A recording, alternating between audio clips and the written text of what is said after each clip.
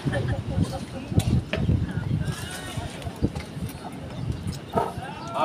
morning sa ating lahat, mga kasama, mga kaibigan. At salamat sa ating safety officer ng Mega World na nagbigay ng pagkakataon na aking i-share yung aking paalaala sa ating lahat, mga kaibigan. At ang topic po natin ngayon ay aking pamamahagi o ipapaalaala sa ating lahat. Kaligtasan natin dito sa project site. Ang pamagat nito ay tungkol sa cross. Bakit natin gagamitin ang cross dito sa ating project site? Matatagpuan natin yung mga cross dito sa mga damit natin kuminsan sa tagiliran ng mga kanito. Mayroong mga nakasulat yan. Dito si GLT may cross doon sa tagiliran ng kanyang damit. Yun, ipapaalala ko, ipapaliwanag ko yung kahulugan ng cross. Bakit naglalagay tayo ng cross sa ating mga damit, ayun, ayun sa helmet ni safety, may cross, ayun. Bakit kaya may cross? Kadalasan may cross sa sementeryo, pero hindi yun sa sementeryo ang pag-usapan natin, cross dito sa project site, dito sa ating katrabahuan. Kasi kung yung iba, siguro alam namin yun, yung mga ibang kahulugan, pero sa ngayon, baka mayroon pa dyan na hindi nakakaalam ng meaning o kahulugan ng cross, ito na. Umpisa na natin, mga kaibigan, sana po ay managdagan ng ating kaalaman at ipapaunin natin sa ating pagkatrabaho. Yung mga walang paon dyan, ipapaunin natin yung spiritual na paalaala. Mga kaibigan, ang tungkol sa cross ay umpisa na natin. Di ba yung cross, tignan nyo, titigan nyo yung cross. Kung mayroong cross ba sa inyong katawan o inyong sabi. Di ba mayroong pataas, pababa? Umpisa na natin yung pataas.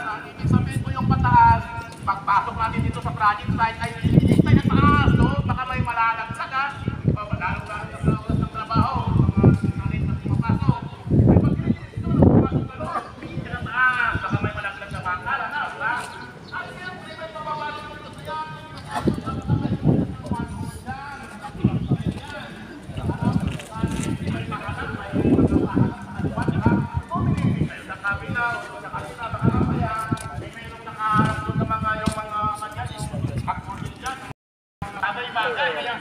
Ilis po natin mga kaibigan ng cross sa pagpasok at pagtatrabaho natin dito sa loob ng project site dahil yan yung tinutukoy ng bakit naglalagay tayo ng simbolo ng cross. Safety first.